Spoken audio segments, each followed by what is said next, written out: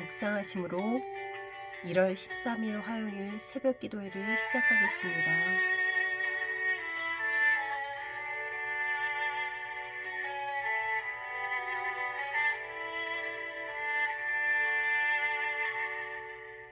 오늘의 내가 조금 떨려도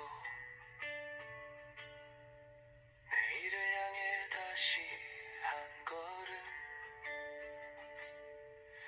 주님이 먼저 손 내미시며 두려워하지 말라 말씀하시네. 넘어질 것 같던 순간에도 주님의 음성은 분명해서 내 마음 깊은 곳에서 용기가 다시 피어나 약해 보이던 내 두 어깨 위에 주님의 약속이 내려와 나는 더 이상 혼자가 아니고 주님이 나와 함께 계셔.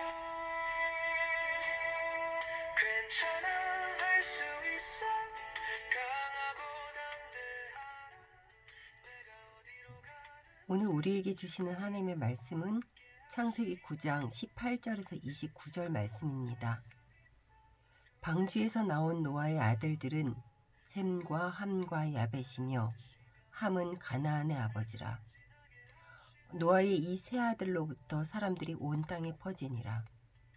노아가 농사를 시작하여 포도나무를 심었더니 포도주를 마시고 취하여 그 장막 안에서 벌거벗은지라.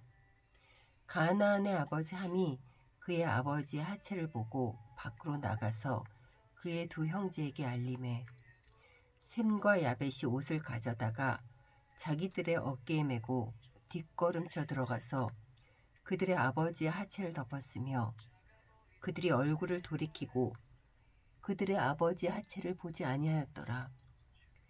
노아가 술이 깨어 그의 작은 아들이 자기에게 행한 일을 알고 이에 이르되 가나안은 저주받아 그의 형제의 종들의 종이 되기를 원하노라 하고 또 이르되 셈의 하나님 여호와를 찬송하리로다.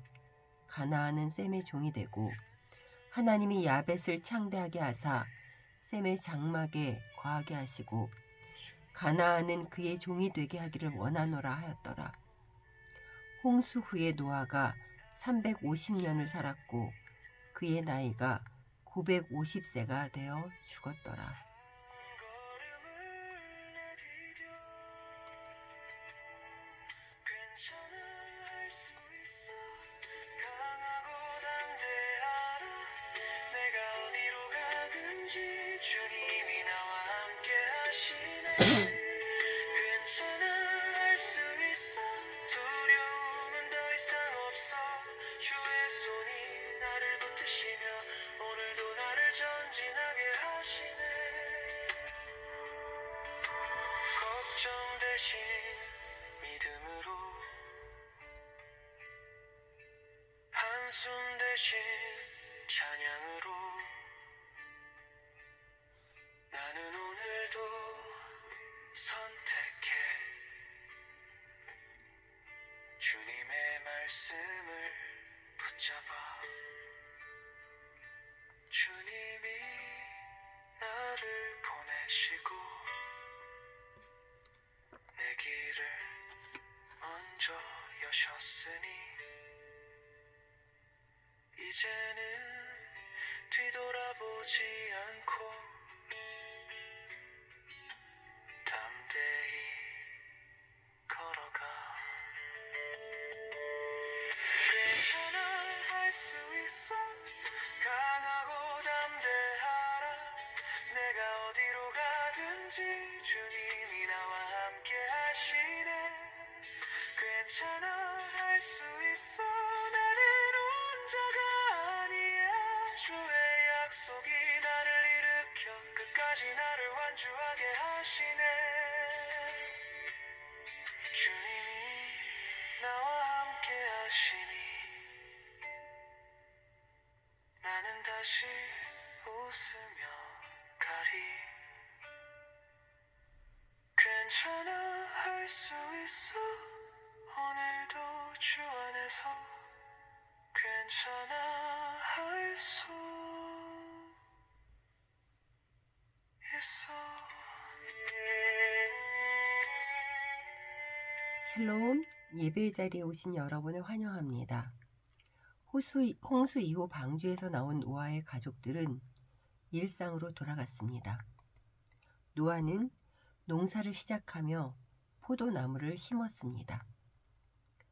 어느 날 노아는 포도주를 마신 후 취해서 벌거벗은 채 장막 안에 누워 있었습니다. 이 당시의 포도주는 히브리인들의 음료로 사용되었기에 섭취한 것이 잘못이 아니라 정신이 온전하지 못할 정도로 마셨다는 것이 문제였습니다. 창세기 6장 9절에 노아는 의인이요 당대의 완전한 자라 그는 하나님과 동행하였으며 라고 기록이 되어 있습니다. 그러나 포도주를 마신 후 취해서 벌거벗은 채 장막에 누워 있었던 이 장면은 인간의 삶에 죄성과 연약함이 있음을 보여줍니다.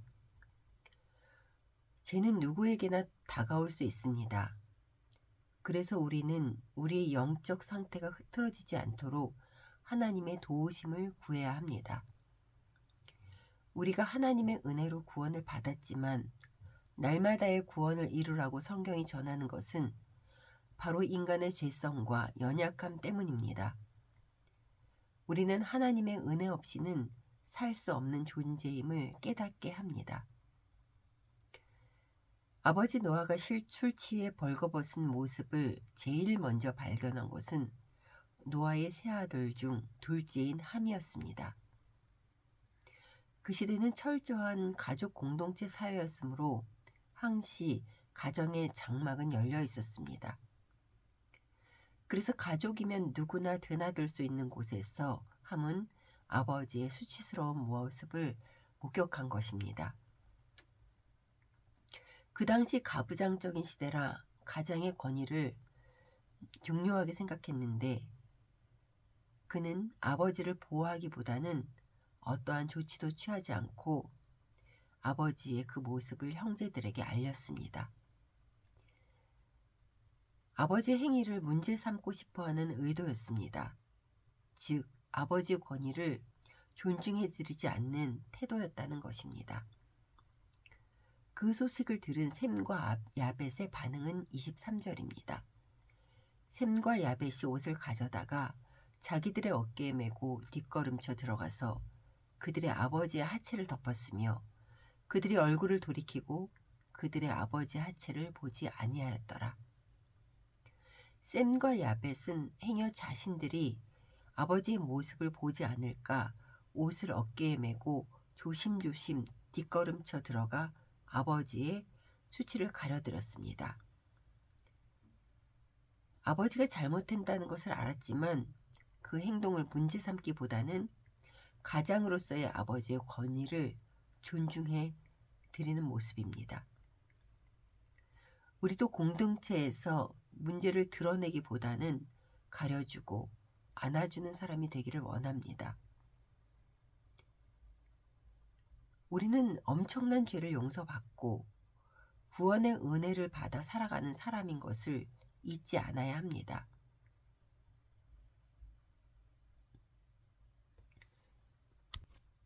우리가 있는 곳이 하나님의 나라가 되려면 누군가는 먼저 사랑으로 덮어줄 때 그 자리가 회복의 자리가 되고 하나님의 나라가 되는 것입니다.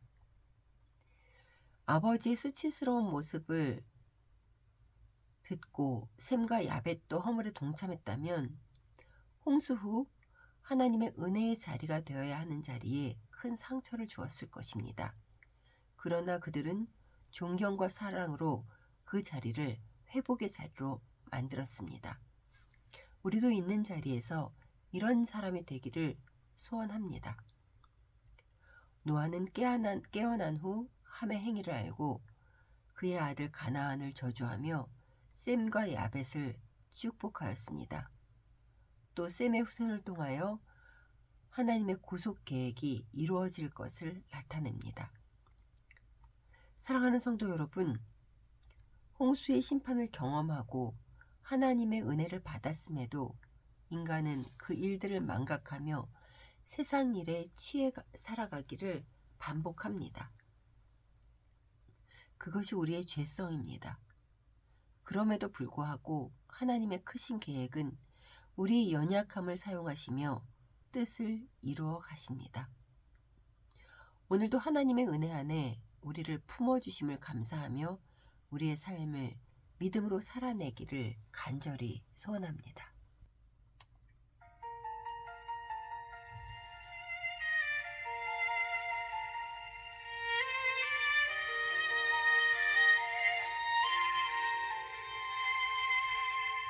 나는 오늘도 혼자 나왔지. 해가 가장 높이 뜬 그 시간, 사람들의 눈을 피하려 숨이 막히는 길을 걸어 사마리아 수가라 불리는 성,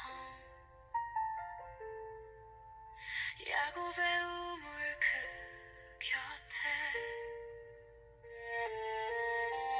물동이를 내려놓고 아무 말 없이 고개를 숙였네. 풀리지 않는 내 삶, 끝나지 않는 질문들, 왜 나는 늘 이 자리에 다시 돌아와 서 있는지. 길을 따라오신 예수 그리스도, 지치신 몸으로 물가에 앉아 그녀에게 조용히 말씀하시네. 내게 물을 좀 달라. 말씀이 먼저 다가와 다친 마음을 두드리네. 내가 주는 물을 마시는 자는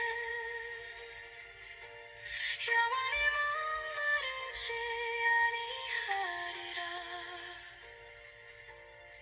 내가 주는 물은 그 속에서 영생하도록 솟아나는 샘이 되리라. 이 우물의 물은 다시 목마르나 주의 말씀은 생명이 되어 내 안에서 흘러넘치네.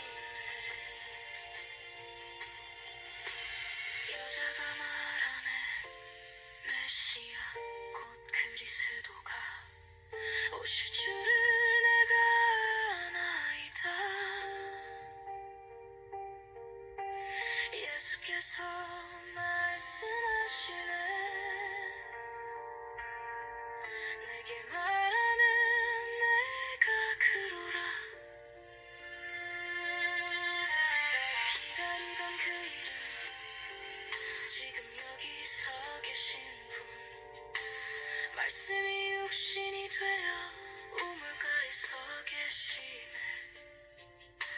숨겨진 삶을 아시고도 정죄하지 않으신 주, 내가 주는 물을 마시는 자는 영원히 목마르지 아니하리라. 상처의 깊이보다 더 깊은 은혜가 흐르리라. 더 이상 우물에 묶이지 않고 과거에 매이지 않으며 주의 말씀 안에서 나는 새 생명으로 일어서리. 여자가 물동이를 버려두고 동네로 달려가